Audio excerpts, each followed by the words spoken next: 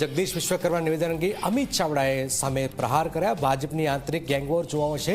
જગદીશ વિશ્વકર્મા વિધાનસભામાં હાજર રહે, વિધાનસભામાં ખબર પડશે કે ભાજપનો આંતરિક અસંતોષ કેટલો છે। જગદીશ પંચાલ વિધાનસભાની લોન્જમાં બેસે તો સાચી સ્થિતિ જાણી શકશે। ખેડૂતો અને યુવાનોનો આક્રોશ અહીંયા જોવા મળશે। જગદીશભાઈને તો એટલું જ કહેવું છે કે તમારી આંતરિક જે ગેંગવોર ચાલે છે એને તમારે જો પ્રત્યક્ષ પુરાવાને દર્શન કરવા હોય તો આખો દિવસ વિધાનસભાના સત્રમાં હાજરી આપે તો ત્યાં જ ખબર પડશે કે તમારો આંતરિક અસંતોષ કેટલો છે।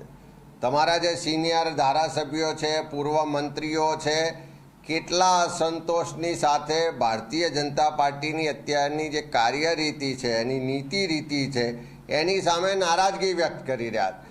વિધાનસભાની લોન્જમાં બેસશે જગદીશભાઈ તો ખબર પડશે કે એમની સ્થિતિ શું છે।